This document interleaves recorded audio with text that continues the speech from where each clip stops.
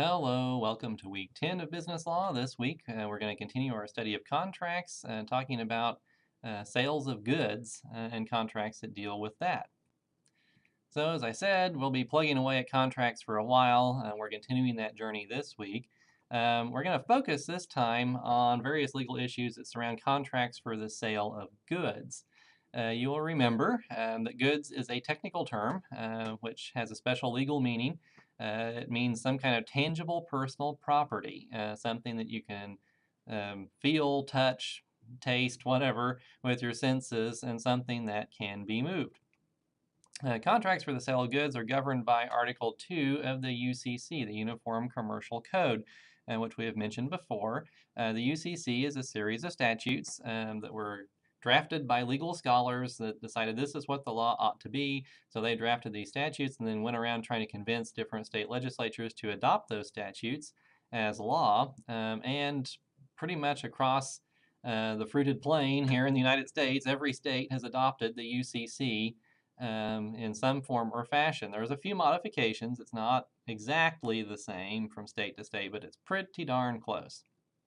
And the whole idea behind the UCC and the other uniform laws is to make sure that everyone across the country is on the same page. And so when you go from one state to another, contract law doesn't change dramatically just because you cross a state line. And that, of course, encourages commerce. It allows us to be able to enter into contracts and know what we're getting ourselves into, no matter whether somebody's in Maryland or Massachusetts or Maine or Washington or wherever across the United States. We have that's predictability and certainty, which creates efficiencies that help commerce hum along like it's supposed to. Well, once the UCC was drafted, of course, it was adopted by different states in the form of statutes. And so we have a list of written rules, basically, where all the different legal principles dealing with contract law with regard to the sale of goods was put into some kind of sensible order. It was enacted by the state legislatures, so it's all in writing. Well, this is a dramatic departure from most of contract law, which we've talked about earlier. Comes to us from the Middle Ages, from England hundreds of years ago, and all this case law and stuff. And so it was kind of a new idea to try to put contracts into statutory form like this, to codify contract law in a way that's fairly easy to read and makes a lot of sense. And really, the writers of the UCC, they really wanted to clean house, get rid of old case law that didn't make sense anymore in the modern world. It's silly. We're in the they were in the 20th century when they did that. We're in the 21st century now. It's silly to be kind of prancing around trying to figure out what these old cases from 1502 mean or something. And so they just want to kind of start over, keep the good stuff, get rid of the bad stuff, and simplify everything so everyone knew what they were doing when they were creating contracts for the sale of goods. Well, despite the best efforts of the UCC writers, the law across the 50 states is not exactly the same. It's 99% the same, probably. There are minute differences. Different states enacted things, tweaked things a little bit from state to state, so that's worth remembering. But the whole idea of the UCC was to make it pretty much the same across state boundaries, and for the most part, they did a pretty good job of that. We'll look at several different parts of the UCC throughout this class. And there are different articles, and different articles deals with different things. Article 1 of the UCC is just like the definitions of terms and things like that, and the general stuff. Then Article 2 deals with contracts for the sales of goods, and that's what we'll be looking at this week. Article 3 deals with other stuff that we'll deal with later, but they did Article 2, Article 3, Article 4, and so on and so forth. Then they got around to thinking about, we really didn't address what happens when you do a lease. And so there's also an Article 2A dealing with the leasing of goods. And certainly, leases happen quite a bit these days with cars and equipment and stuff like that. And so Article 2 deals with the sale of goods. Article 2A deals with leasing of goods. And so if you're in business, you'll be dealing with the Article 2 and probably 2A of the UCC fairly often, whether you stop and realize it or not. The UCC in Article 2 does a number of things. One thing it does is to define terms for us that we might throw around a lot in a commercial context, but might end up meaning different things to different people. And so they wanted to kind of clear the air and define what these terms actually are. And you'll see this in the law a lot. Sometimes there is a word that's commonly used, like goods, for example, but it has a specialized legal meaning. And when that happens, that special legal context, we call that a term of art. So it's just a special term. It sounds like a common word, we'll throw around, in everyday conversation, but it has a special legal meaning. When that happens, we call that a term of art. So if you hear that term, that's what it's talking about. And we're going to look at some familiar sounding terms here, but now we'll look at them in a special legal way because they have that special legal context. They are terms of art. And so just because you're reading along and you see something in a contract that looks like an ordinary word, it might have a specialized legal meaning. And so that's why we pay lawyers, is to know that kind of stuff. But certainly realize that because that might affect things in a big way. And we need to remember that. Sometimes the word that you read on the page might mean something special in court that you weren't anticipating. So that's always good to know. So let's look at the different terms that we have when dealing with sales under Article 2. First of all, to know when Article 2 actually applies, because it only applies when we're dealing with sales of goods, we can first define what a sale of goods actually means.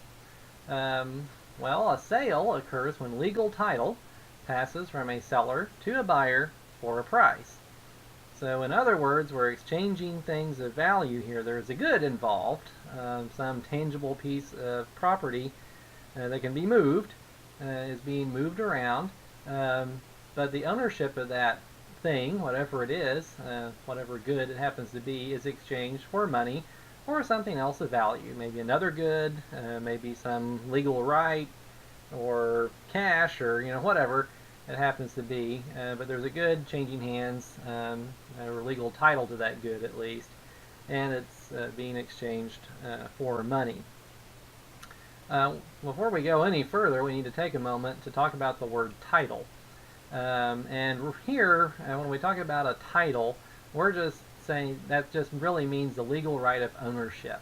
And don't be distracted by car titles. And usually when we talk about you have title to something, you think, well, do I have this piece of paper in my safe deposit box that shows that I own my car? Well, no, that's not what we're talking about.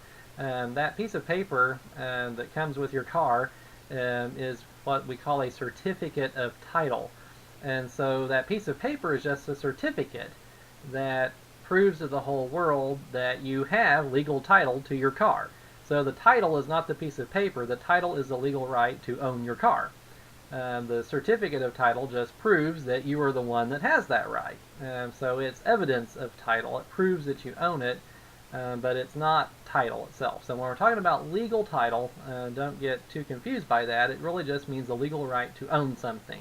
So if we talk about title passing from buyer to seller in our future examples here, we're not talking about them exchanging a piece of paper necessarily. They may do that, but when we're talking about legal title, we're just talking about the legal right to own that thing. All right. So that's what a sale is. We've talked about goods before. Really two components to that definition. First off, it's something tangible, so it's something we can experience with our senses. We can touch it, we can see it, we can hold it in our hands, or whatever, but it's something that we can experience with our senses. It's not some right to a patent or a trademark or something like that. It's something that's actually tangible. And second of all, it's movable. So we've seen some examples of this before, but apples, lawnmowers, diamonds, and goats are all goods. These are all tangible things. You can touch them, you can see them. In the case of the goats, you can smell them, but you can experience them with your senses. They are tangible, and we can move them around. You can carry around your apples, your lawnmowers, your diamonds, or your goats wherever you want to go. So those are tangible and movable things, so all of those things are goods. A patent, on the other hand, is not a good. It is not tangible. You can't touch it. It may be written, your patent application and all that's on paper. I understand that. But a patent is really the legal right to intellectual property, and intellectual property exists in your head or on your computer or something like that. So A patent is not tangible, so cannot be a good. A house is not a good. You can touch it, you can see it, you might even be able to smell it, but in the normal course of affairs, you can't move it. And let me take a moment there, because probably one of you at least is thinking, yeah, but I've seen people move houses and they can jack them up and put wheels under them and drag them down the highway. And yeah, I understand that, but it's not the normal course of affairs. Ordinarily, you don't, go home and decide, I think I'll move my house to the next 40 acres or whatever and start dragging it. That doesn't happen normally. So I won't say it never happens, but by and large, a house, when it is built, is intended to be stuck to the ground forever. And so, because of that, it is considered real estate. It is not a good. It is not normally something you could move around. So, a house or other real estate is not a good because you can't move it. Money, stocks, and bonds, things like that, are not goods.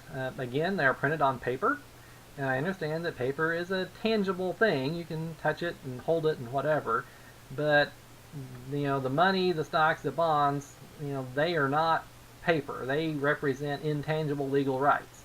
The right to get paid, for instance. If you own a share of stock, that is 142,787th or whatever of Walmart.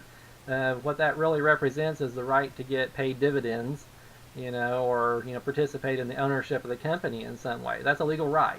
You may have a share of stock, a certificate that says you have a share of stock, but that certificate is kind of like the car title. It's not the legal right. It's just a certificate showing that you have a legal right. So again, these are intangible things. They are not goods. And a bond is the same way, if you know about bonds. And that just entitles you basically to a future stream of payments, essentially. So again, those are not goods because they are intangible legal rights, even though they are memorialized on pieces of paper. They are not goods. So, kind of summing that up, I guess, if it's still a little bit confusing, we could cover this back in the property chapter. I know that's been a while now, so if you're a little confused on that, just go back and look at that again. But in many ways, Article 2's definition of a good is very similar to our definition of tangible personal property. So if it's personal property, it's not real estate, and if a good is something you can move around. It's pretty much the same thing. So go back and look at that, the tangible personal property, under the property chapter, if you're a little bit confused on that, because that might help you out.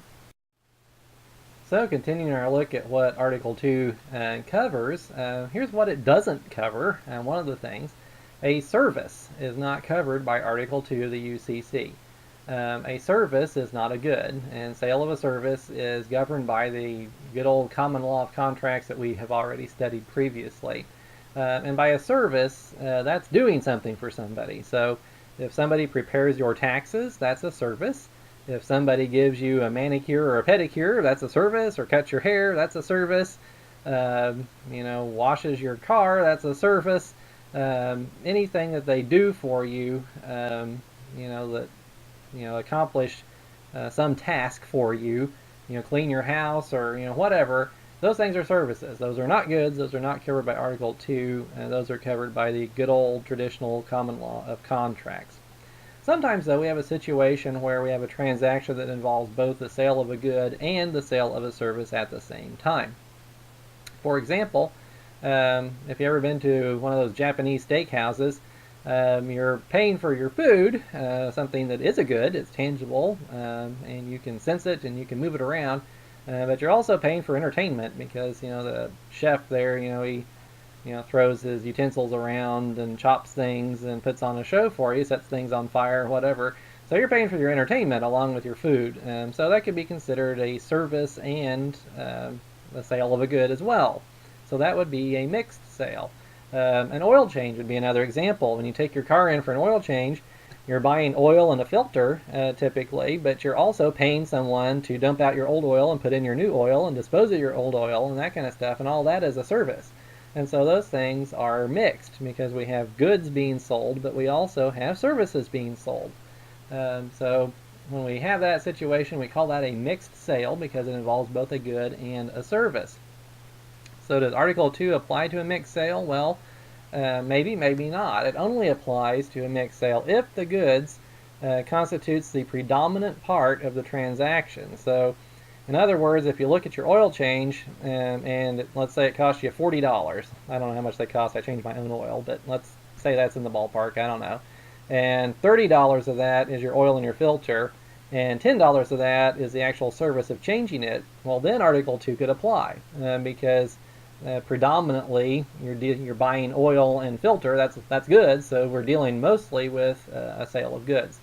So on the other hand, if $10 was only the oil and the filter, but $30 was the service, then it wouldn't be a predominant part, wouldn't be goods, and so then Article 2 would not apply. So it just depends on how we proportion what we're paying for there, whether Article 2 would apply in that situation or not.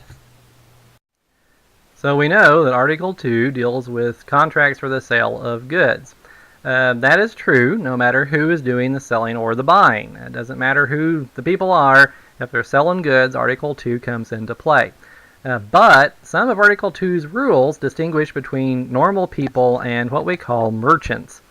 A merchant is someone who has special knowledge of the type of goods that are being sold.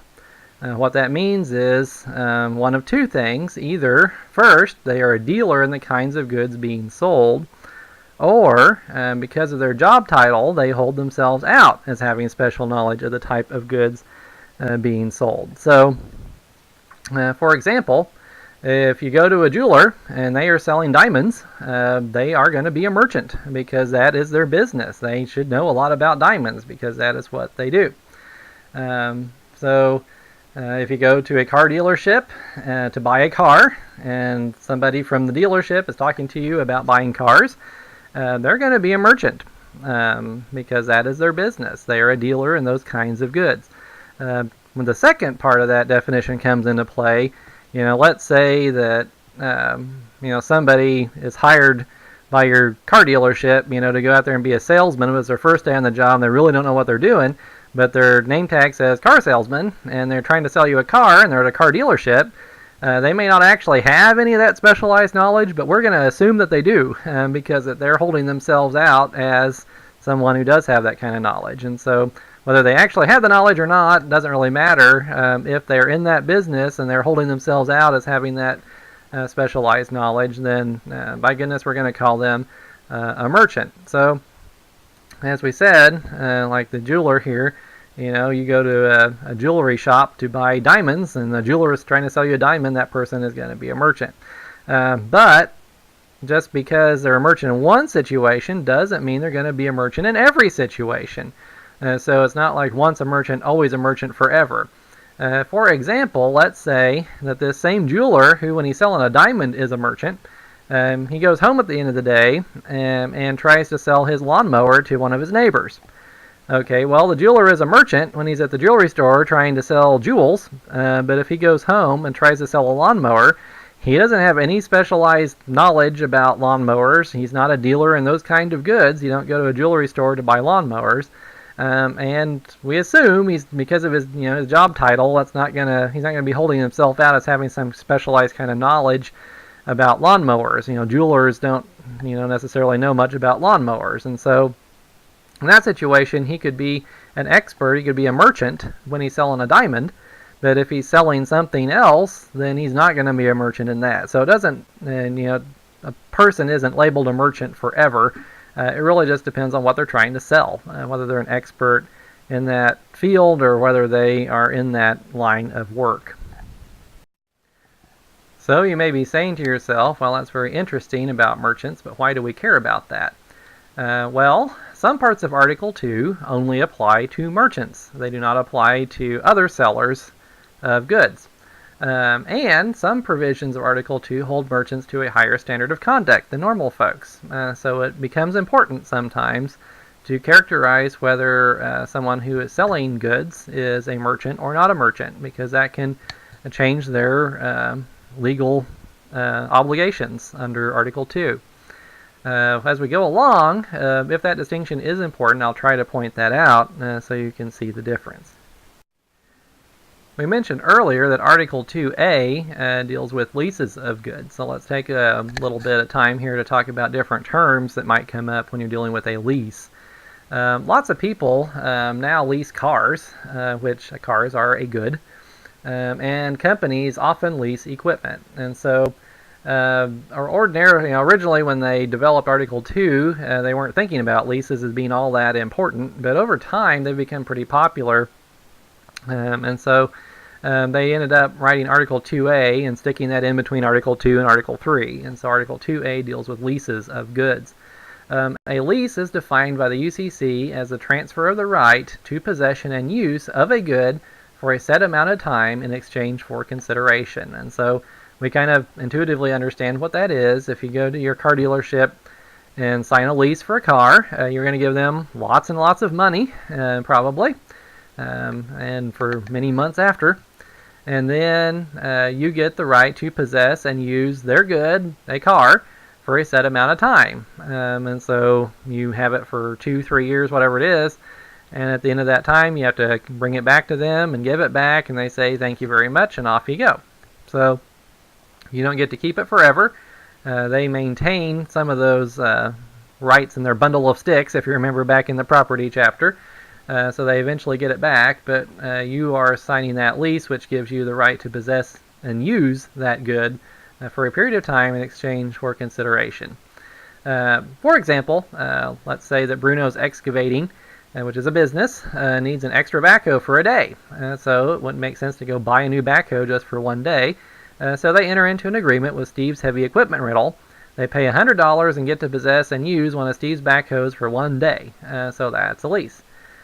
Steve's, in this example, was the lessor, while Bruno's was the lessee. And so we're back to that typical legalese of where somebody doing something is the or, and the person they're doing it to is the e, I guess. But Steve's, who is actually owns the equipment that's being leased permanently, and they're the lessor, and the person who's doing the leasing is the lessee. So there's our terminology there.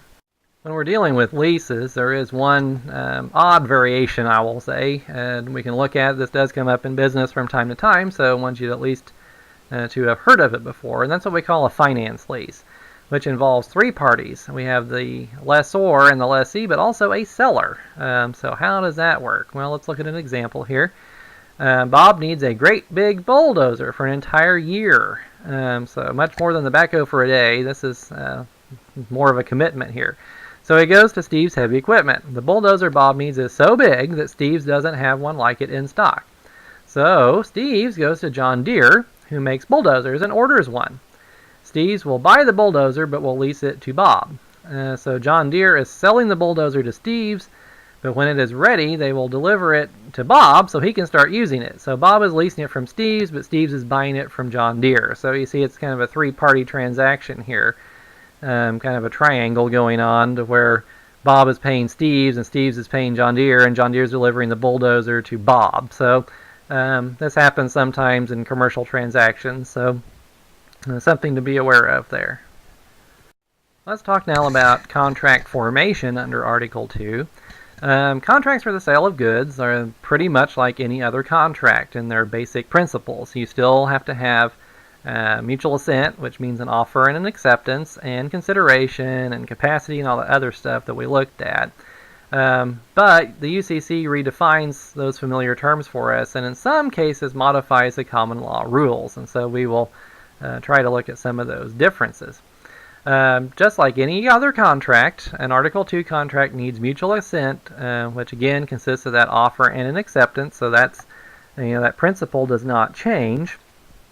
But one thing the UCC does change is the level of tolerance for leaving important things out of the contract. Under the common law, if we left out an essential contract term, for instance, the price, how much we're going to pay, that would probably kill the contract, because what a court is going to say when that ends up being litigated is that if there was no price term, then there was no mutual assent. The parties hadn't agreed on what they were going to pay for this, and so we can't really have mutual assent in that situation. If we don't have mutual assent, we don't have a contract. So that's the common law rule, but the UCC treats that a little bit differently. Article 2 will imply certain terms if they are left out of the contract. So if the parties are careless and forget to cover all their bases, that may be okay. They may still have a contract anyway, because Article 2 will imply those terms if they left them out. So how does this implying terms work? Well, the statute will allow the court to automatically pencil in some of those essential terms that accidentally got left out. So when we have a situation when there is an essential term to the contract that is not mentioned, they left it out, that's called an open term, because the parties left it open by not specifying what they wanted to do. If the parties to one of these contracts, the sale of goods subject to UCC Article 2, for instance, if they fail to specify a price for those goods, then the UCC allows the court to step in and imply that the buyer will pay a reasonable price. Well, what is a reasonable price? A court could look to a number of different things to figure that out. It could look to the current market value of the goods, for example. If the parties have been doing business for a while, it could look at what the buyer paid for the last shipment of those goods. So, for instance, if they're buying a truckload of widgets every week and they always pay $20,000 per truckload, then odds are they intended to pay $20,000 for this truckload too. So they can look at that history of dealing between the parties, and really whatever might help determine what a fair price is. So whatever evidence might be available to them, they have the power to look at that to figure out what a reasonable term might be in that situation. So, interestingly enough, a contract for the sale of goods doesn't have to fail because the parties forgot to mention how much was going to be paid. And that kind of goes against what we learned earlier about contracts. When you leave that essential term out, that would indicate under the old common law there's no mutual assent. The parties hadn't figured it out yet. They hadn't agreed on all the essential terms. But here the UCC changes that result and says, well, just because they forgot to mention it, we assume they meant to pay a reasonable price. And so the court will figure out what that is, and that's what it'll be. So definitely a very different result than the common law would have had. Well, not only the price can be implied, but other terms as well. For example, what if the parties forgot to talk about the terms of payment? When was payment going to be received, and how was it going to be paid, and that kind of thing. No problem under Article 2. If the parties don't specify when payment is going to be made, then Article 2 will imply that the payment is due at the time and place where the buyer receives the goods. We'll just assume when they're upon delivery, on receipt of the goods, then that's when payment is due. So if the parties don't specify otherwise, Article 2 will assume that the buyer will take delivery of the goods at the seller's place of business. So if it doesn't say where the goods are going to be delivered, then we will just assume that it's going to be at the seller's place of business. So wherever the seller is located, that's where it's going to be delivered to. If the parties forget to say when the goods will be delivered, then Article 2 will imply a reasonable time. That can actually be kind of tricky because what a reasonable time would be if you're ordering a battleship would be very different from if you're ordering a snow cone. So it may depend on the nature of the goods. If you're talking about a truckload of ripe fruit, it's going to be rotten in a week. A reasonable time is going to be very different than if you're ordering bulldozers. So again, the court will look at the circumstances, the nature of the goods, and all that kind of stuff to figure out what a reasonable time is. But just because they forget to mention it doesn't mean we don't have a contract. Court will try to figure that out. So looking at all this, you might think, wow, a court, the parties don't have to really say anything in their contract, and a court will do everything it can to save the contract and try to pencil in these terms that they didn't come up with on their own. And that's generally true with one big exception. Article 2, the UCC, will not imply the quantity of goods being sold. So if you're buying, pork bellies or whatever it happens to be, some kind of good, doesn't matter if you forget to say how many that you're going to buy, then the UCC will never ever imply the quantity. So that's kind of comforting in a way because if we let the court imply how many widgets we wanted to buy or how many bulldozers or whatever, that could get kind of scary if we only intended to buy one, or that's what we were thinking, but the court implies a reasonable quantity. That would just put parties in a situation potentially they had never ever intended to get themselves into. So the court won't even go there. It's not going to imply a quantity. So that's the one thing that parties can leave out of a contract that'll kill it every time, even under the UCC. If you forget to put how much you're buying, how many bushels of grain or how many sides of bacon or how many widgets or bulldozers or whatever, you better put how many you intend to buy. Otherwise, you're not going to have a contract. Because if you leave that term out, the court won't imply it in there even under the UCC. So a very important exception to the normal flexibility that Article 2 gives us. Continuing our look at contract formation under the UCC, we know this is true of traditional contracts and sales of goods contracts as well, but once an offer has been made, it must be accepted before there will be a binding contract. Pretty fundamental principle of contract law. Well, the UCC does tweak this a little bit. It just says that unless the offer says otherwise, an acceptance can occur by any reasonable manner. What does a reasonable manner mean? Well, usually mailing a letter of acceptance would be okay, but that might not be reasonable if the contract is dealing, for example, with fruit that can spoil in a hurry. If you're dealing with a truckload of bananas that's about to get overripe and rot, and your letter is going to take 3 days to get, from buyer to seller, a phone call might be required or an email or something like that. So that's what the UCC says, and you'll see this word reasonable crop up a lot. So there's no specific way an offer has to be accepted. It has to be in a reasonable manner. So again, the reasonable depends on the circumstances. One significant difference, though, with acceptance that the UCC does change is the part of traditional contract law we call the mirror image rule. What we mean by this is that under traditional contract law, the terms of the acceptance have to mirror the offer in every detail. What do we mean by that? Well, for example, if Fred offers to Greg, I'll sell you 20 widgets for $15 each, Greg has to accept each and every one of those terms for there to be a binding contract under traditional contract law. So if Greg comes back and says, I accept, but I only want 19 widgets, then that acceptance does not mirror the offer. What do we have there? Well, if we go back and remember what we studied earlier, when Greg changed those terms, what he did is rejected Fred's offer. So he rejected that offer, terminated it, so it's dead, and then Greg made a counteroffer. And Fred would have to accept the counteroffer before there was a binding contract. And so by changing the quantity there, he rejected the offer to sell 20 widgets for $15 and then made a counteroffer. Well, I reject your first offer, but now I'm making you a counteroffer. I want to buy 19 of your widgets for $15. Okay, so that's how we would deal with it under traditional contract law. But the UCC does change that just a little bit.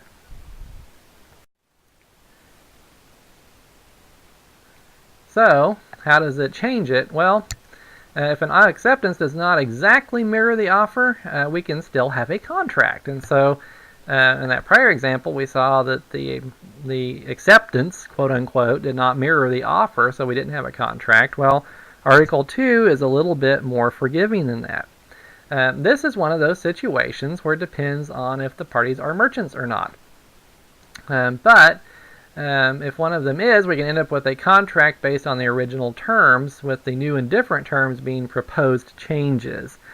So again, it gets kind of deep in the weeds here on this. We're not going to go into too much detail, but do know that it depends on if the parties are merchants or not, whether this actually matters or not.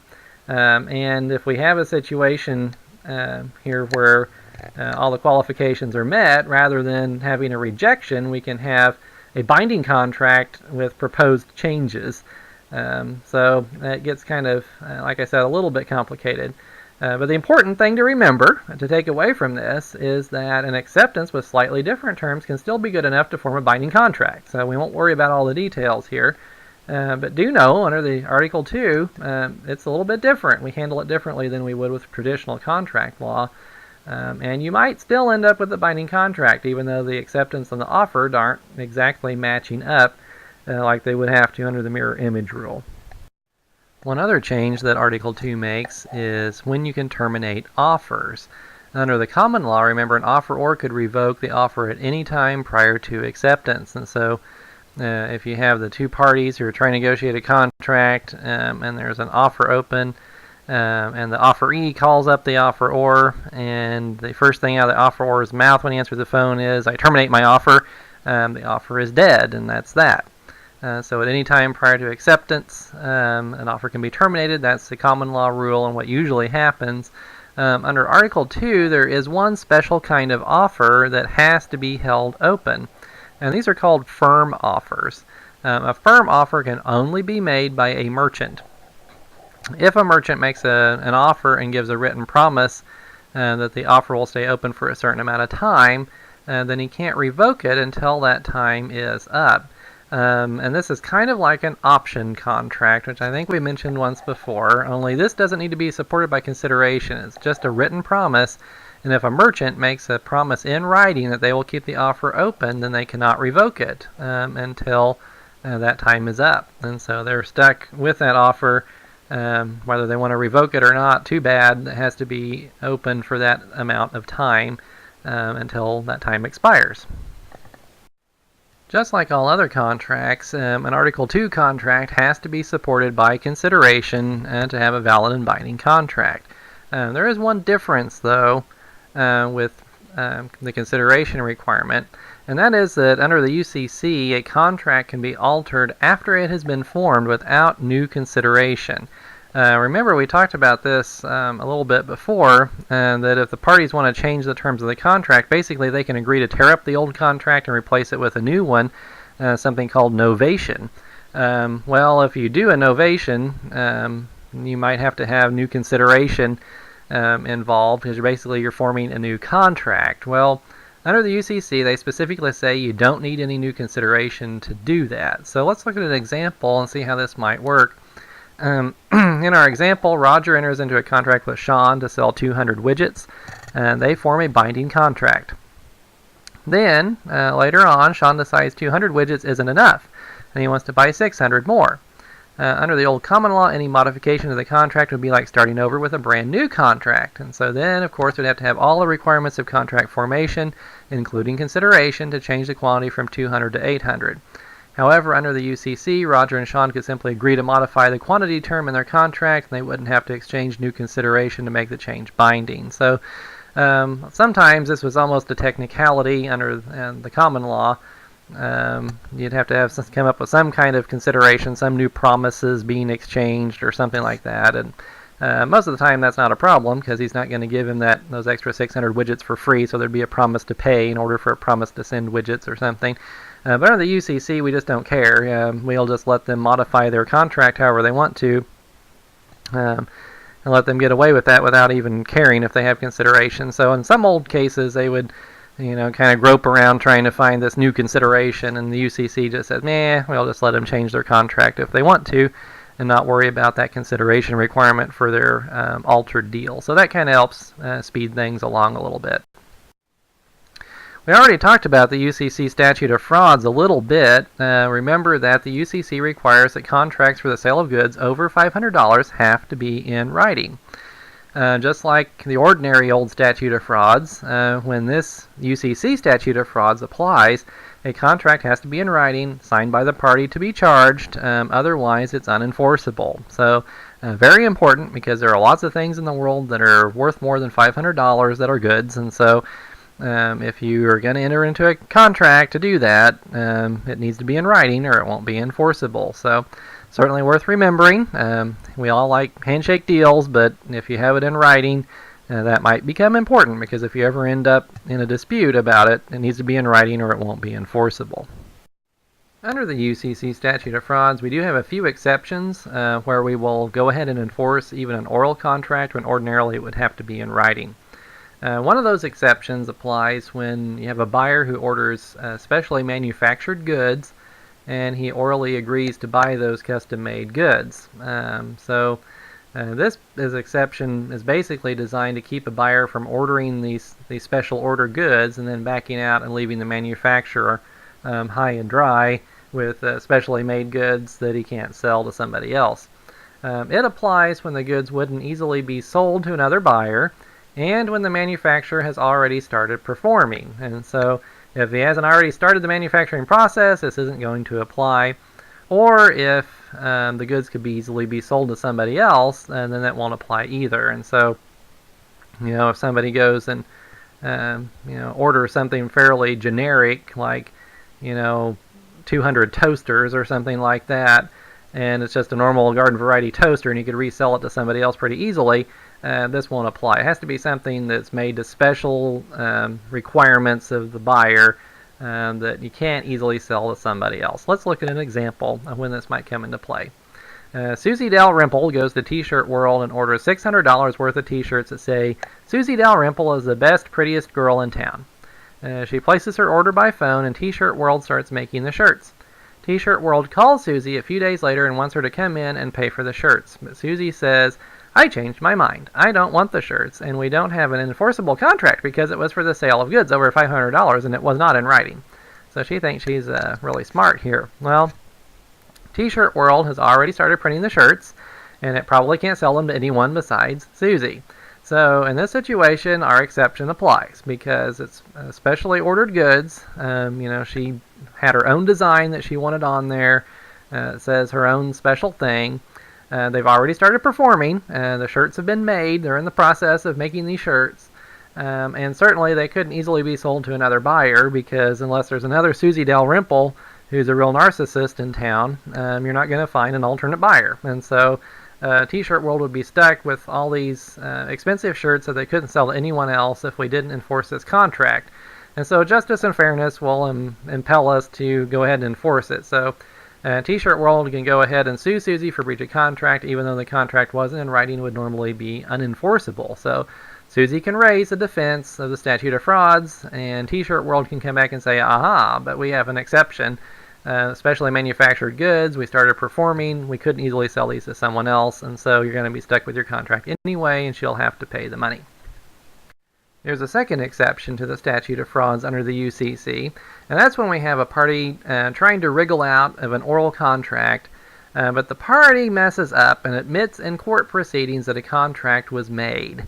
And so if they're in a deposition or they're on the witness stand, or perhaps they filed a pleading where they went ahead and admitted that there was a contract, we'll go ahead and enforce it then. And this is pretty much makes sense. If you remember, the purpose of the statute of frauds was designed to keep fraud from being committed. It wasn't designed to give somebody a way to weasel out of an otherwise valid contract. It was to prevent a situation where someone was lying about there actually being a contract. And so here, if the person who's trying to wriggle out of the contract is admitting that it actually existed, then the UCC is going to make them stick to their deal anyway. So if they admit in court pleadings, in testimony in open court, or in a deposition where they're under oath, the UCC is going to make them stick with the deal. And so this could be, basically this prevents the whole problem of fraud, and that's really out of the picture. And so we'll go ahead and enforce it if they actually admit under oath, basically, that there was a contract. Here's another exception to the UCC statute of frauds. If we have a buyer who has accepted part of an order for goods, then even an unwritten contract for the sale of those goods is enforceable. This is important to the extent that the contract has already been performed. Okay. Let's take this apart and kind of see what it means by looking at an example here. Let's say that John phones in an order of 2,000 distributor caps to Goodman Automotive at a cost of $15,000. Goodman delivers 2 shipments of 100 distributor caps to John, and John accepts those shipments. Then John tries to weasel his way out of the contract because it was not in writing.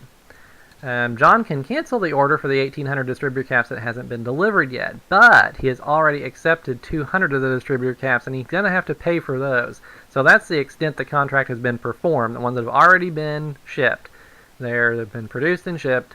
He's going to be stuck with those. The oral contract is enforceable to the extent that the goods sold have been accepted already. So the ones that he's already gotten, he's stuck with those.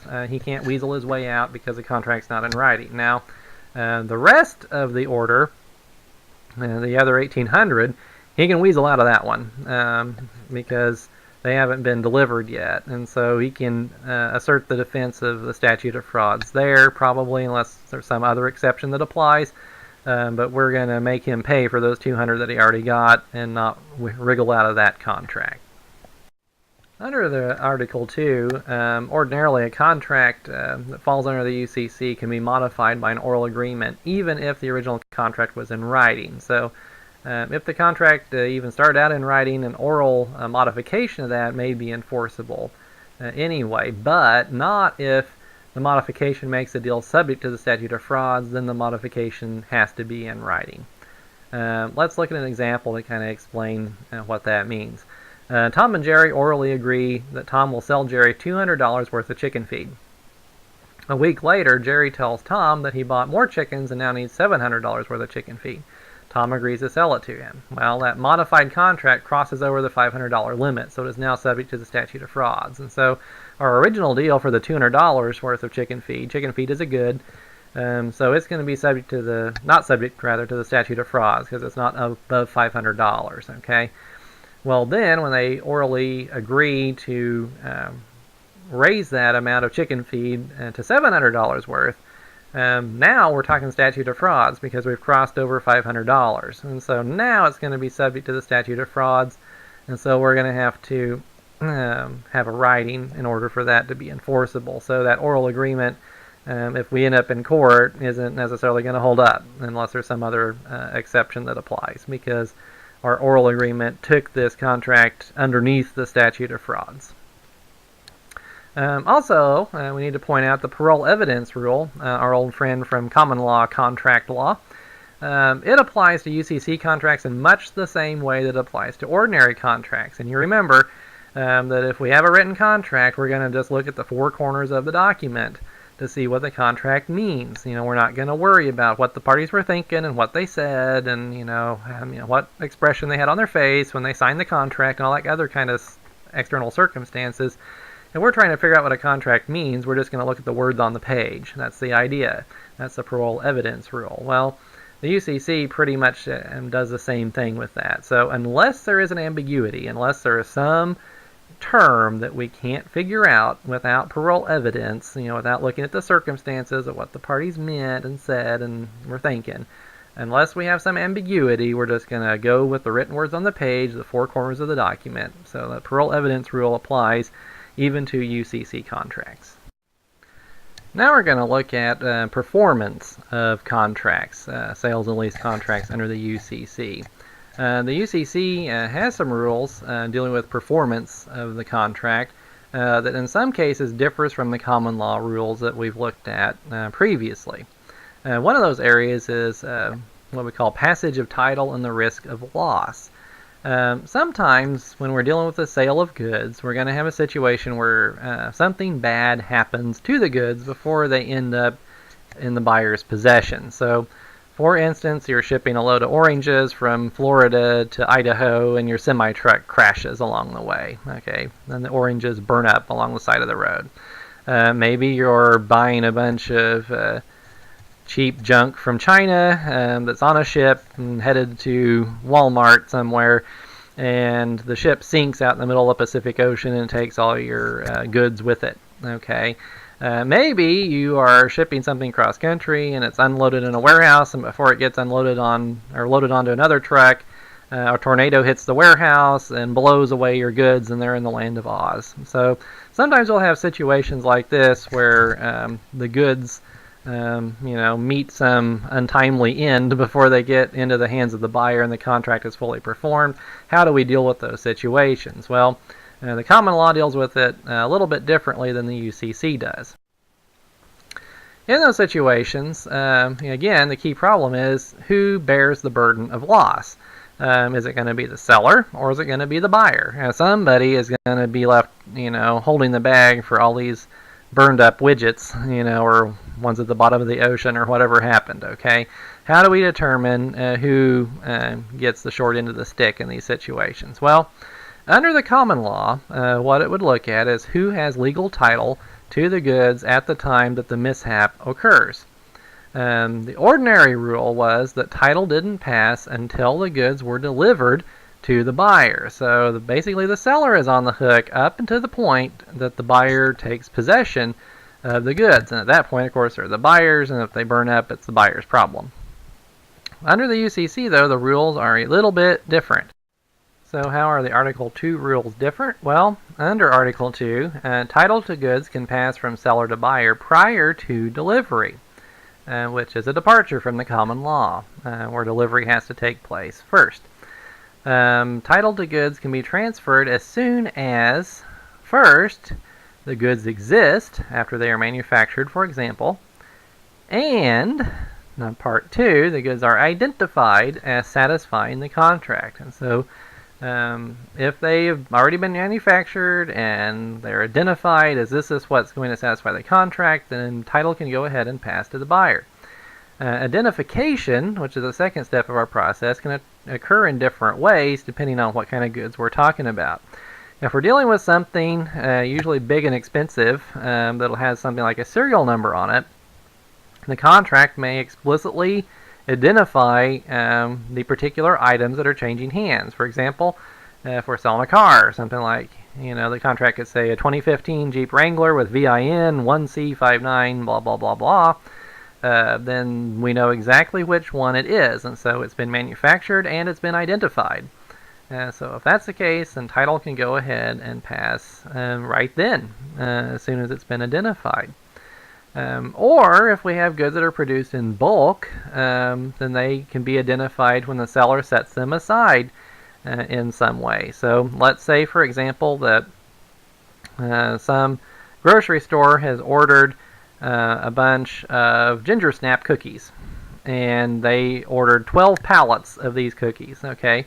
Well, the bakery that's selling these cookies, they can bake the cookies and get them in the box and everything, stack them on pallets, and then in their warehouse they will shove those 12 pallets aside in a corner and say, okay, this is for our buyer. Well, then they've been identified. They've been set aside, so they've been manufactured, and we've identified them as these are the goods that are going to satisfy that contract. And as soon as that happens, then we might have title go ahead and pass from the seller to the buyer. Well, once the goods exist and they've been identified, the parties can agree on when title passes. So we're not just stuck with some old common law rule. We can kind of negotiate that. A shipment contract states that the seller has to ship the goods by a common carrier, such as, we're talking about UPS, FedEx, Conway, trucking, and the good old U.S. Post Office, whatever it happens to be. And that once that the goods are placed with that common carrier, they're being delivered, then as soon as the goods are handed over to that shipping company, title passes to the buyer. So we can just establish that in our contract if we want to. And that's what we call a shipment contract. And if we do a shipment contract, let's say the truck has a wreck on the way to the buyer, the seller doesn't have to worry. He's not going to suffer the loss. Because as soon as he put those goods on the truck, title passed to the buyer. And so now if the truck has a wreck, that's the buyer's problem. He doesn't, it's his goods on the truck, not the seller's goods. And so title has already passed based upon the contract that we signed. Once the goods exist and have been identified, we can agree instead of a shipment contract, we can have a destination contract. So that says that title passes only when the goods actually reach the buyer. Remember, that was the old common law rule. So if we agree on that under the UCC, then basically we have the same result as we would under the old common law. If we put the goods on the UPS truck and the UPS truck crashes and the widgets burn up, the seller is going to bear the loss because they haven't made it to the buyer yet. So he's going to have to send another shipment of widgets to the buyer, or he'll be in breach of contract. Really, the parties can just choose what they want to do. It's really up to them. Sometimes, title to goods can pass even if the seller doesn't move them around at all. So we're not even in the process of shipping or anything like that. For instance, a contract can require the buyer to come pick up the goods and take them away himself. In those situations, title can pass as soon as the contract is made. So as soon as we have an agreement and the contract, is complete, then title passes that instant, and the buyer has to come get the goods right where they sit at the seller's place of business or whatever it is. And so the contract can require them to come get them. So in that situation, as soon as the ink is dry on the contract, title has passed, and it's the buyer's problem at that point. If the goods are covered by what we call a document of title, when the seller gives it to the buyer, that's really when the title to the goods are passed. A document of title is a piece of paper that describes the goods that are being sold, and we have those quite a bit actually in the stream of commerce. It might describe, a shipment of goods that are, in shipping containers on a ship or on a truck or something like that.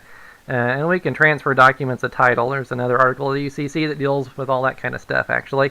But when that happens, then as soon as we transfer that document of title, then that's when title passes. So it's kind of like almost like a check. You can kind of endorse it and transfer it to somebody else. And so when we have that happen, that's when title to the goods passes. We also might have a situation where the goods are stored in a warehouse owned by a third person. If the owner of that warehouse wants proof that you own the goods before he lets you haul them away, that document of title can constitute your proof. So those things can kind of come in handy. So in certain situations, rather than just move the goods around physically, we can have that document of title and transfer it to somebody else. And so whoever has that document of title that's been properly transferred, they can show up at the warehouse and get their goods. And as soon as that document has been properly endorsed and transferred to somebody else, then that's when title passes. So the parties can handle this problem that way as well. So when we have goods that are waiting to be picked up by the buyer and something bad happens before the buyer comes and gets them, who bears the risk of loss in that situation? Well, that can become a complicated question. The UCC has two answers to that depending on whether or not the seller is a merchant. If the seller is a merchant, he bears the risk of loss until the buyer picks up the goods. So if something bad happens in the warehouse and the buyer hasn't picked them up yet, the seller is going to be stuck. For example, let's say Joe signs a contract to buy $1,000 worth of toasters from Neosho Appliance Company. Of course, Neosho Appliance Company is going to be a merchant because toaster is an appliance, they're in that business, and so they satisfy our definition of merchant. So the contract says that Joe will pick up the toasters at the store's warehouse no later than Friday. The toasters are ready for pickup on Wednesday, and the store tells Joe they are ready for pickup. On Thursday, the warehouse burns down and takes the toasters with it. Since Neosho Appliance was a merchant, it will bear the loss of the toasters. And Joe will not have to pay for the toasters since title had not yet passed to them when they burned up. And so until Joe comes and gets them, even though he could have gotten them already, the contract said he could pick them up, up through Friday, and so he wasn't in breach yet, and he didn't pick them up yet, and so the seller, which is a merchant, is going to bear that risk of loss if something bad happens, and guess what? Something bad happened, and so they're going to be stuck with their burned up toasters there. Now let's take the same situation, but change the facts a little bit and make the seller a non-merchant. The UCC says that we have a non-merchant seller, that the risk of loss passes to the buyer when the goods are tendered for delivery. What that means is that as soon as the buyer is notified that the goods are ready to be picked up, the risk of loss passes to the buyer. So in our last example, if we change the facts to where Neosho Appliance wasn't a merchant, and they notified Joe on Wednesday, come get your toasters, then title would have passed at that instant, and so they wouldn't have been on the hook when the warehouse burned down. But of course, they were a merchant, so that was not the case. So let's look at an example when we do have a non-merchant seller. Joe enters into a contract with his neighbor Claude, who's a plumber, not a merchant in lawnmowers, to buy a lawnmower. Claude says that he loaned the lawnmower out to his cousin, but that Joe can pick it up no later than Friday. So we have a non-merchant seller, and here we're getting it tendered for delivery. So on Wednesday, Claude calls Joe and tells him the lawnmower is ready for pickup. So there's the tender. Joe decides to wait until Friday to come and get it. On Thursday, Claude's house burns down and takes the lawnmower with it. In that situation, Joe is going to bear the risk of loss, since the title to the lawnmower passed to him when Claude called and said that the lawnmower was tendered for delivery.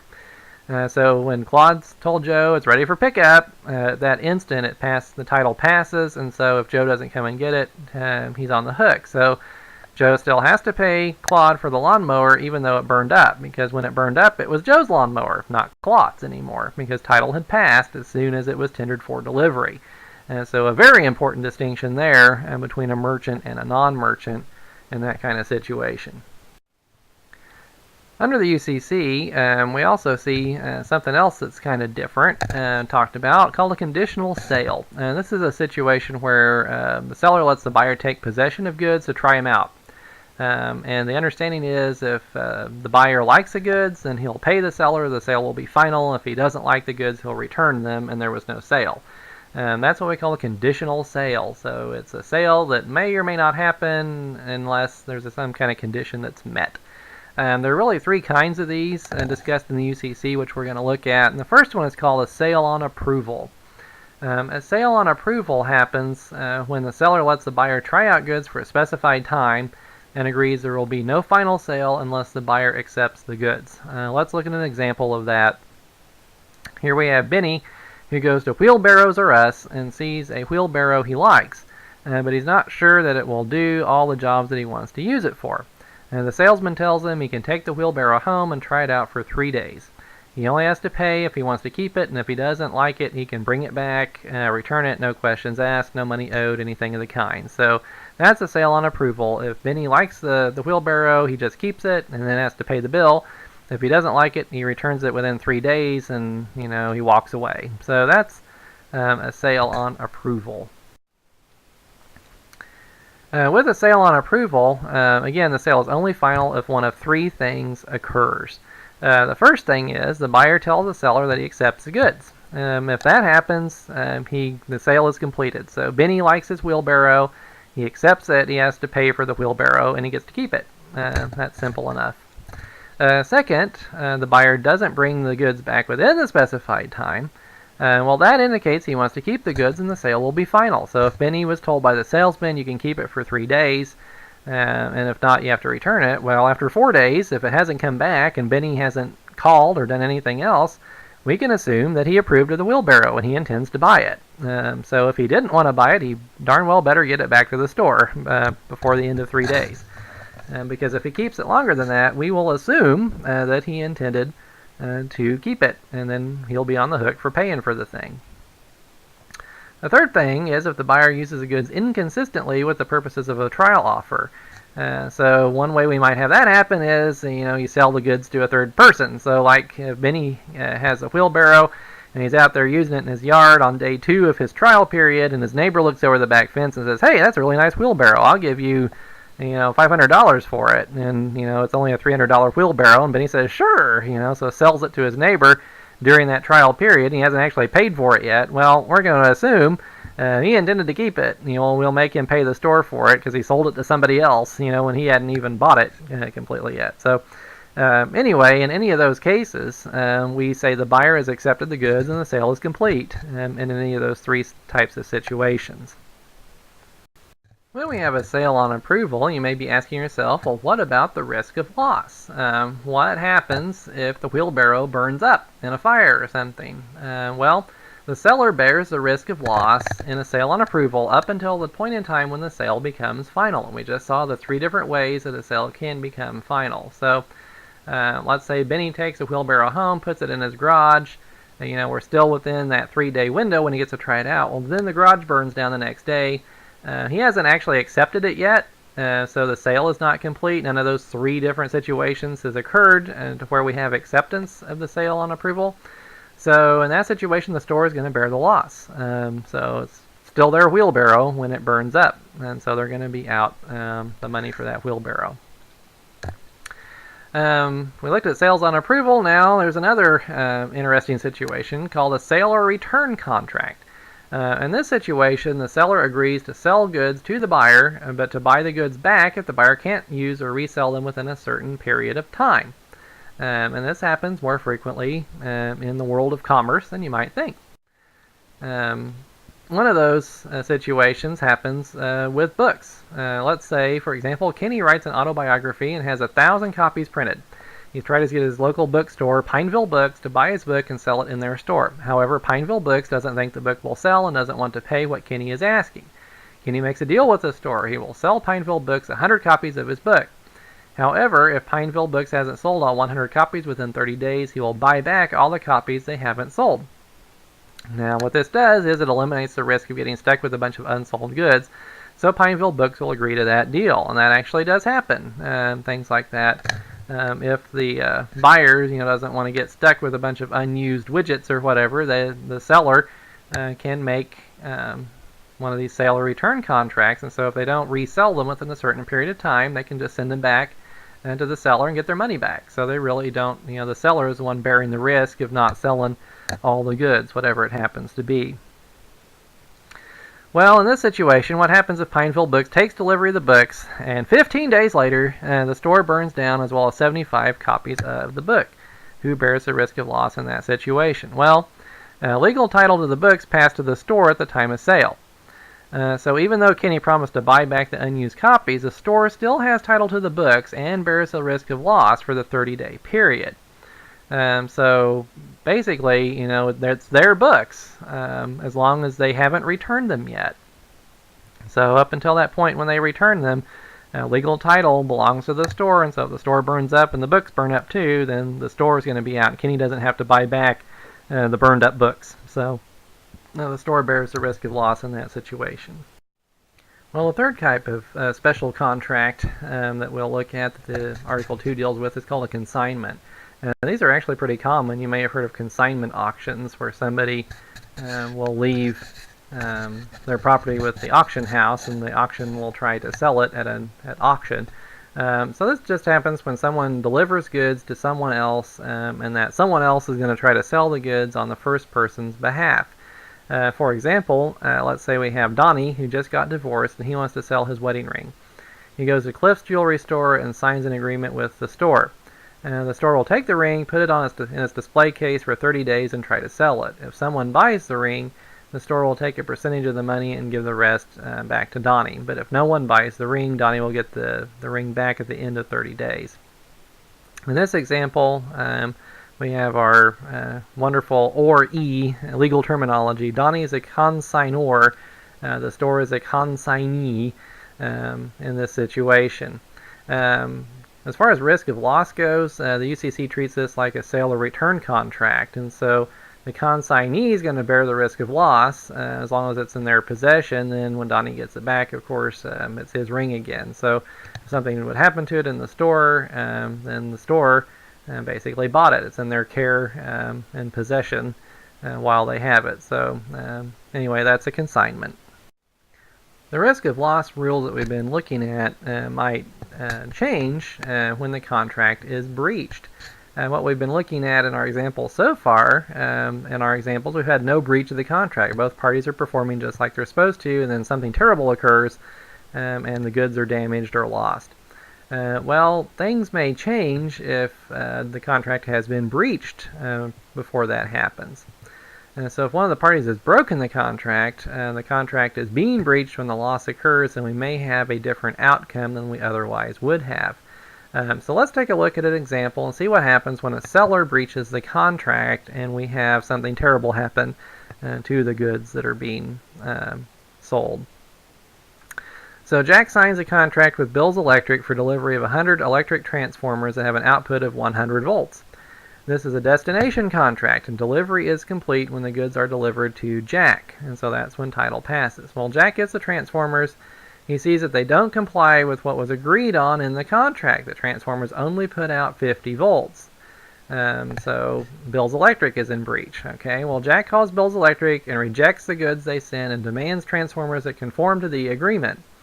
But, of course, we know what happens. That night, Jack's house burns down and the transformers that were delivered are burned up. And so here we have, already Bill's Electric had breached the contract. Their goods did not conform to the contract.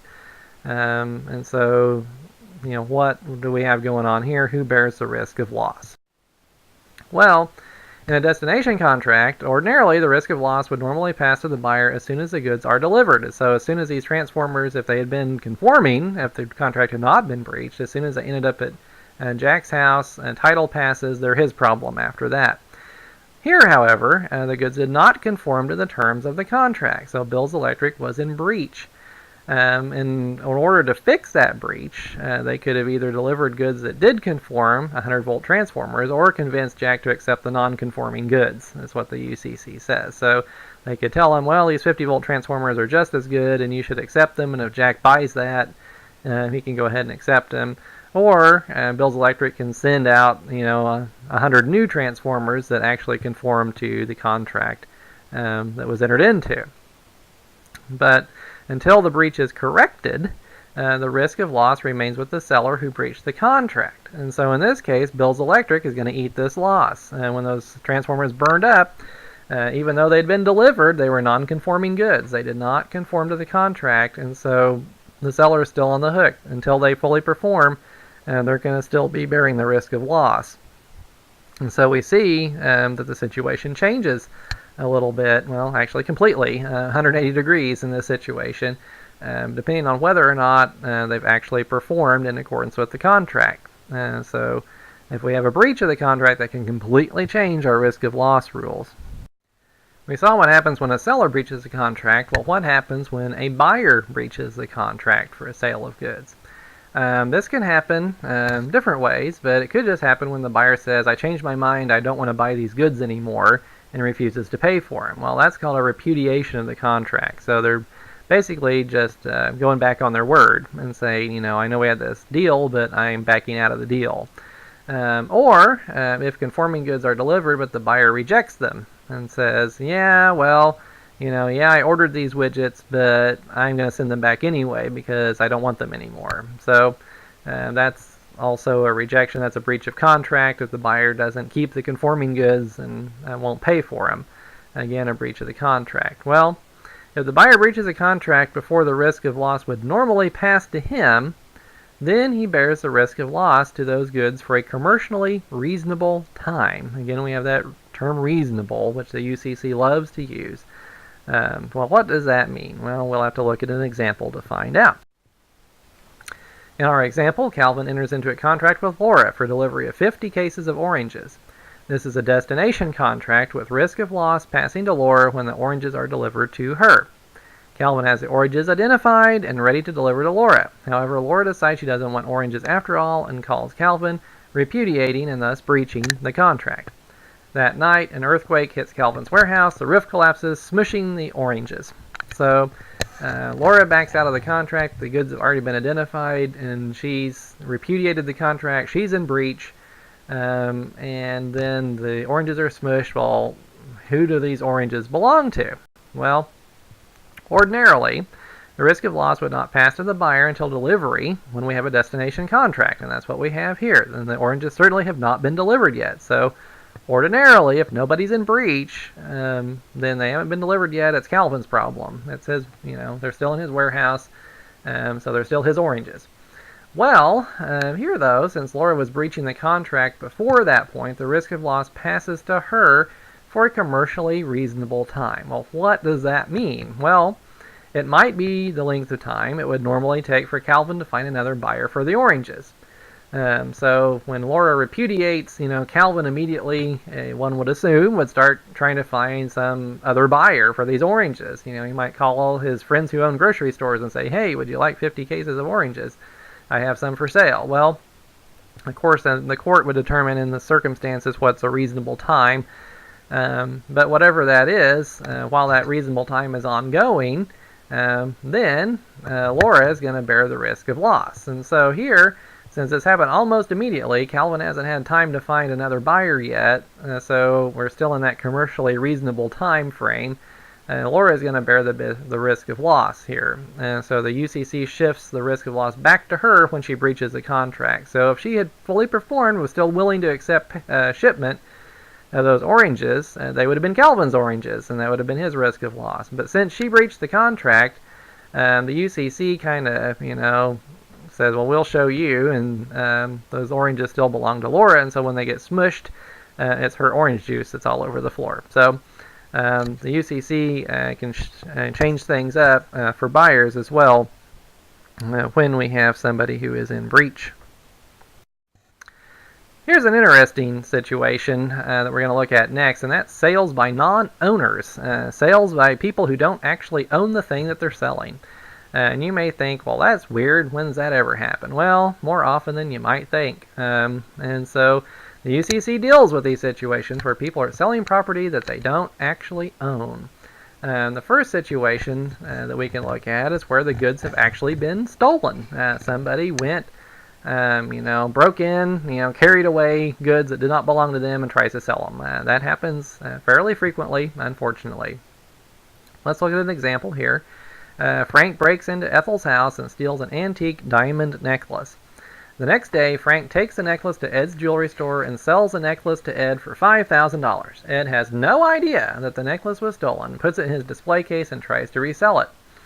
Later, Ethel shows up with the police at Ed's store and wants to reclaim her necklace. Ethel gets her necklace back. Ed will lose the money he paid to Frank unless he can track Frank down and get the money back from Frank. So this is a situation we have when an actual bona fide theft has occurred. Someone has broken in and stolen something that did not belong to them. This is not a case of fraud, and we'll look at some other things later. This is an actual honest to goodness theft. And when you have that kind of situation, the original owner can go recover their property if they can find it. So, legally speaking, a thief has no title to the goods he has stolen. He can only resell them when he has title to begin with. Well, when the thief sells the goods to someone else, they can't get legal title to the goods either, because they can only get legal title through the thief. The thief didn't have title, so he cannot pass them good title. And that makes sense, doesn't it? Because, when the thief is going and stealing something, he's wrongfully obtained this property, so he has no title to that property. And so when he tries to sell it to someone else, he can't pass on better title than he has. And so whoever ends up buying it from the thief, they don't have good title either. And so that makes perfectly good sense. So that's why Ethel can go get her necklace back out of Ed's store. So again, it doesn't matter whether or not the buyer knew the goods were stolen. The thief doesn't have good legal title, so he cannot give any legal rights to the buyer. He just doesn't have any title to pass on. And so again, it doesn't matter whether the store owner, in our example, knew that the goods were stolen or not. He still can't get better title than the thief had to give, and the thief didn't have any title to give at all. So this is a situation we call void title, because it means no legal title to the goods. And so the thief had void title, which means no title at all, and so he cannot pass on any better title than he had. And so whoever ends up with them from the thief also has void title as well. And so when the original owner shows up to get them, they can recover that. So the original owner gets the goods back from whomever they've been sold to. So they can, as long as they can track it down, they can get it back. All right, well, that's the situation where we have, an actual honest-to-goodness thief, okay, that actually physically takes and steals the property. Well, we have a different situation, and if I could put, like a, alarm bell here and flashing lights, I would. We have a different situation if someone obtains goods by fraud or by paying with a check that bounces. We might intuitively think, well, that's the same thing, stealing is stealing. Well, not in the eyes of the law. So there's a big difference between breaking into someone's house and, stealing their property versus defrauding them, by, writing a hot check or just, bamboozling them in some other way. So, again, I don't know how to put flashing lights and alarm bells into PowerPoint, but if I did, I would. And so I will put this here. Warning, this is weird. This is counterintuitive. This is not going to be what you expect. If you have notions of justice and fair play, this may very well eat at your soul a little bit. So I will just put that out there. This is going to be a little bit different. So with that caveat in mind, let's take a look at the situation with an example. In our example, Tara goes to Rudy's Appliances and buys a microwave with a check for $150. She takes the microwave home and immediately posts it on Craigslist. 2 hours later, Lance shows up and buys the like-new microwave for $100 at a fair, which is a fair price. In the meantime, Tara's check bounces. So, the store wants its microwave back because the check bounced, so Tara hasn't actually managed to pay for it yet. So it tracks down Lance. Lance did not know the microwave was obtained fraudulently. He paid a reasonable price for the microwave. Thus, the store cannot get the microwave back from Lance. Its sole recourse is against Tara. So here, the store, even though they got screwed over, to be honest with you, they didn't get paid for their microwave, and Tara ended up with a microwave she never paid for. You would think that's just like stealing it, isn't it? Well, we end up with the same kind of result, but we went about it very differently. So here, and we have Lance, who's basically an innocent third party in all of this. The store cannot go back and get that microwave from him. Well, how in the world does that work?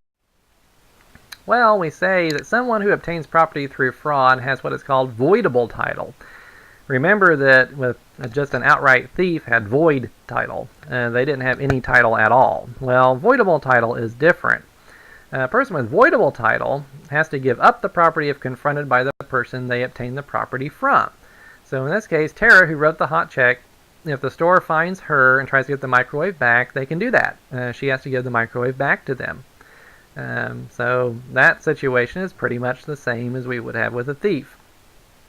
But, so if we change the facts from the previous example, for instance, if the store had come to Tara's house before she sold the microwave to Lance, it could have gotten its microwave back. So pretty straightforward. Again, that works the same way that just a garden variety thief would work. But a person with voidable title can give good title when we have what's called a good faith purchaser for value. And that's what Lance was in this situation. He was an innocent party. He had no idea that the microwave had been bought with a hot check. He was acting in good faith. He paid a reasonable price for it. He paid value. He wasn't paying a ridiculously low price or something. It was a fair price. Well, in a situation where you have a good faith purchaser for value, they can end up with better title than the buyer had. And so the person who actually wrote the hot check, they don't have all that good a title, do they? Because the store can come get it back from them. But they can give better title than they had to the good faith purchaser for value. So Tara didn't have good title to this microwave because she hadn't really paid for it. So the store could have gone and got it back from her if it had caught her with the microwave. But once she sells it to the good faith purchaser for value, the store can't get it back from Lance because he has better title than Tara did. So that's kind of odd, isn't it? Well, it is. Let's examine this a little more closely. We said that a person with voidable title can give good title to a good faith purchaser for value. Well, who is a good faith purchaser for value? Well, that's someone who, first, has no idea any shenanigans were going on. So in our example, Lance had no idea that Tara had written a hot check for that microwave. No reason to suspect that there was, that she didn't own the microwave free and clear and have the ability to sell it to him. So no problem there. And second, has to pay a reasonably fair price for the goods. And so, brand new, this microwave was $150. Used, it was $100. Certainly a nice discount there, but if she had been selling it for $5 and it was a brand new microwave still in the box, that would raise some eyebrows, wouldn't it? And so this depends on the circumstances, but basically there's no red flags here. If you're buying something, if someone is selling, a Rolex watch, brand new in the case, for $50, your, antennae ought to start quivering. Something is going wrong here. There's a red flag. Nobody sells, a good that cheaply. So, but here, poor old Lance, he had no idea what was going on. He had no clue that, there was something shady had gone on with this microwave before. He paid a reasonably fair price for the goods. So he's what we would call a good faith purchaser for value. So in our example, the store could have gotten the microwave back from Lance if either one of two things had happened. If he knew that Tara had used a hot check to buy their microwave. So if part one there is missing, if Lance actually knew that there were shenanigans going on, he's not going to be a good faith purchaser. He's not in good faith anymore. If he, there's a wink and a nod there and he knows that she bought it with a hot check, he's no longer a good faith purchaser. So he can't get good title. Or if he pays such a ridiculously low price that a reasonable person would have suspected something was wrong, then he cannot be a good faith purchaser for value because he didn't pay a reasonably fair price. So, if either one of those two components is missing, we cannot have a good faith purchaser for value. But if they're both there, then that innocent party can end up with better title than the person who's actually selling them the goods. Well, when we have a situation where a good faith purchaser for value does buy goods from someone who has voidable title, then that innocent person, the good faith purchaser, he gets good legal title, and he doesn't have to give it back. If the original owner who got screwed shows up and wants it back, that's too bad. The good faith purchaser for value gets to keep the microwave in this case. Well, that seems counterintuitive, to be honest with you, because here Lance is getting better title than Tara, the person he bought it from. How can the person who had it, earlier in time give better title than she had to the next person? That doesn't make a lot of sense, really. Well, there's a good reason behind this thinking, and that is that we're balancing the rights of an honest person, in this case Lance, who had no reason to suspect anything. The good faith purchaser for value here. Lance didn't know anything was going on. He's perfectly innocent in this whole transaction. You're balancing his rights against the original owner who let himself get duped. So the original seller of the microwave that sold it to Tara, he could have called the bank and said, hey, does she have enough funds in her account to cover this check? And he didn't do that. Could have insisted on cash. Could have insisted on, a charge card or something else that wouldn't bounce. But he didn't do any of those things. He took her at her word, and he didn't do as much investigation probably as he could have. And so we feel like, us legal people, that the original owner here is in a better position to protect his rights, than Lance is in this situation. And so really here, innocent beats stupid is basically how it works, because the original owner let themselves get bamboozled. And so we're not going to protect their rights over the rights of somebody who's just completely innocent. So who should suffer the loss in this situation? The original owner, who could have been more careful, or Lance, who was just minding his own business and happened to buy a microwave from a crook and didn't know it. So we'll protect Lance's rights in that situation. And it's a close case, but we just have to make a decision over whose rights we'll protect. In this case, Lance wins out. And so the good faith purchaser for value gets to keep the microwave, even though the original seller got duped. That we just kind of give them some of the blame for getting duped. They should have been smarter about it. So we'll let the good faith purchaser for value win, and so we'll say they have better title than the person that they actually bought it from. So again, counterintuitive, but this does happen sometimes, and we can kind of understand the legal reasoning even if it doesn't make sense on its face until we look at it a little more carefully. Let's look at another shady situation that might occur, where we have one of these similar but slightly different kinds of cases. It's a kind of a difficult case. That is where we have a situation where a person entrusts possession of goods to somebody else, and that second person then turns around and sells the goods to a third person without permission. Well, how might that happen? Well, let's look at an example. Emmett takes his lawnmower to Rod's Lawnmower Sales and Service, which both sells and repairs lawnmowers. Emmett wants Rod's to overhaul his lawnmower's engine. They're supposed to be done with the repairs on Friday. On Thursday, one of Rod's employees thinks that Emmett's lawnmower is a used mower that is for sale. So, mistakenly, he sells Emmett's mower to Vicky. Emmett shows up on Friday looking for his lawnmower. Okay, and so, of course, Rod's is going to say, oops, we sold this to Vicky. So, of course, Emmett is going to drive to Vicky's house wanting his lawnmower back. What's going to happen in this case? Well, Vicky, in this situation, is what we call a buyer in the ordinary course of business. Well, what does that mean? Well, Rod's is in the business of selling lawnmowers. So for Vicky, buying this lawnmower doesn't seem out of the ordinary at all. Perfectly natural. She shows up to a store that sells lawnmowers and she buys a lawnmower. She has, of course, no reason in the world to suspect that Rod's has no right to sell this particular lawnmower to her. So, pretty much, Vicky is in the same situation as a good faith purchaser for value. Again, she's a perfectly innocent party, has no reason at all to suspect that everything isn't on the up and up. So, when we're deciding who gets to keep the lawnmower, we have to balance her rights against the rights of Emmett, the true owner. But in this case, Vicky didn't do anything wrong. Maybe you'd say, well, Emmett didn't do it either. Well, he did choose to do business with Rod's, which apparently was not a wise move. So he willingly entrusted his lawnmower to Rod. So he was trusting Rod to take care of his lawnmower, which apparently wasn't the smartest thing in the world to do because Rod's staff are incompetent.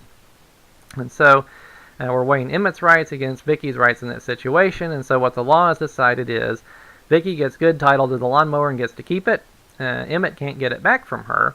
But of course he can do something, and that is to sue Rods and demand that they pay him whatever his mower was worth. And so Emmett isn't left completely high and dry. He can't get his mower back from Vicky, the innocent party, but he can sue Rods and get damages for their selling his mower that they were not supposed to sell. So of course, in the real world, if this should happen, Emmett can buy it back from Vicky if she'll sell it back to him and then sue Rods. But if she wants to keep that mower, it's her rights as an innocent buyer in the ordinary course of business versus Emmett, who needs to do a better job of choosing his lawnmower repair places, evidently. So that's how the law comes down on that. Well, let's change the facts a little bit differently and see what would have happened in a slightly different situation. Let's say Rods was not in the business of selling lawnmowers, but only did repairs. Would the story come out differently then? Well, let's change our facts. Say that Rod's business is called Rod's Lawnmower Repairs. So Vicky went in to pick up the string trimmer she left to be worked on when an employee whispered to her, "Hey, come around back. I have a cheap lawnmower for you if you can pay cash." Well, in that situation, somebody might suspect, in Vicky's position, that something's a little bit shady here because, first of all, this place isn't in the business of selling lawnmowers. They just do repairs. Second of all, why do I have to come around back? Why can't you just, have it out here on display? And third of all, why is cash important? What's going on? So there's, her antennae ought to be quivering. Something's not quite right here. There should be some red flags going up in her head. And if Vicky had gone on and bought the lawnmower in that situation, Emmett could probably get it back from her because she would not be a buyer in the ordinary course because Rod's business is not selling lawnmowers. Rod's business is repairing lawnmowers. And so if we change those facts, she would no longer qualify as a buyer in the ordinary course. And also, if there's enough red flags, she wouldn't qualify either. It's just like a good faith purchaser for value. If she has reason to suspect that something is shady, then we don't give her that protection that we would normally give to an innocent party. So, of course, if Rod's business had nothing to do with lawnmowers, if it was, Rod's ice cream shop or something and he's trying to sell her a lawnmower, she can't be a buyer in the ordinary course either. So, again, you can see how the facts work out here and why we come out this way, even though it might be mean to Emmett a little bit. We'll protect these innocent parties. So, okay, well, that's enough contracts for this week. Hope you've enjoyed it as much as I have, and we'll continue on in that world of contracts later on. But for now, hope you have a good week, and I will talk to you next time.